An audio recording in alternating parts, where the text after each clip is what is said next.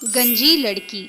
बहुत समय पहले की बात है। राकेश और नंदिनी के घर में एक छोटी बच्ची का जन्म हुआ।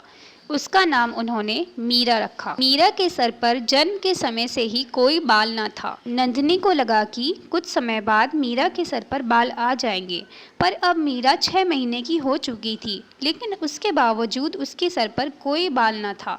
नंदिनी को यह देखकर उसकी बहुत चिंता रहने लगी। नंदिनी ने इस बारे में अपनी दोस्त सपना को बताया। सपना बोली, तुम इसके सर की रोज तेल से मालिश किया करो, इसके जल्द ही बाल आ जाएंगे। नंदिनी रोज मीरा के सर पर तेल से मालिश करने लगी और दूसरे लोग भी जिस किसी जड़ी बूटी का नंदिनी को सुझाव देते वह मीरा के सर पर लगाती, पर किसी भी चीज का असर मीरा के बालों पर नहीं हुआ। देखते ही देखते मीरा बड़ी होने लगी और वह खुद से चिढ़ने लगी। जब वह बाहर जाती तो बच्चे उसका मजाक उड़ाते, बड़े लोग भी उसको देखकर हंसते।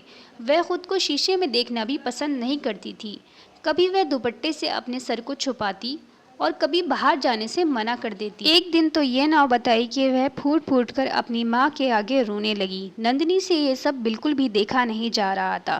फिर एक दिन अचानक नंदिनी की अपनी पुरानी दोस्त शालिनी से मुलाकात हुई। शालिनी ने उसको एक ऋषि के बारे में बताया जो बहुत ज्यादा विद्वान है और लोगों की समस्याओं का समाधान करते हैं। ये सुनकर नंदिनी अगले ही दिन ऋषि से मिलने के लिए जंगल में निकल पड़ी और बहुत लंबा सफर उसने नंगे पांव तय किया। जैसे तैसे नंदिनी ऋषि के पास पहुंची और अपनी सारी समस्या उसने ऋषि को बता दी। तब ऋषि बोले, एक दिन मीरा के जन्म से पहले तुम सो रही थी और एक भिखारी तुम्हारे दरवाजे पर आया और वह गंजा था, लेकिन तुमने उसको धुतकार कर गंजा कहकर वहां से भगा दिया, क्योंकि उसके आने की वजह से तुम्हारी नींद खराब हो गई थी। नंदिनी को सब याद आ गया और वह ऋषि से माफी मांगने लगी। ऋषि बोले कि मुझसे माफी मत मांगो, जाओ उस भिखारी को ढूंढो और माफी मांगो। ये सब सुनकर नंदिनी घर वापस लौट आई, पर सोचने लगी कि अब वह उस भिखारी को इतने बड़े शहर में कैसे ढूंढेगी। उसने सारी बात अपने पति राकेश को बताई और कहा कि वह इसका कोई समाधान निकाले। राकेश ने बोला, क्यों ना हम एक भोज रखें और सारे भिखारियों को उसमें बुलाएं। फिर दोनों ने मिलकर एक बड़े भोज की तैयारी की और शहर के सारे भिखारियों को उस भोज में बुला लिया। पर राकेश और नंदिनी ने देखा कि उन दोनों भिखारियों में वह गंजा भिखारी मौजूद नहीं था।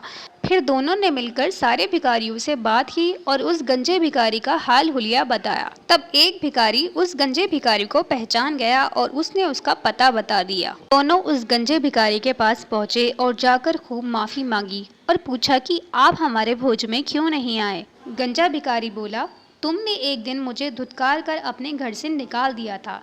वह दिन मैं कभी नहीं भूल सकता, इसलिए मैं कभी वहां वापस नहीं जाऊंगा। नंदिनी और राकेश भिखारी के पैरों में पड़ गए और उससे बहुत माफी मांगी। फिर अपनी बेटी के बारे में उसको बताया। यह सुनकर गंजे भिखारी का दिल पिघल गया और उसने उन दोनों को माफ कर दिया।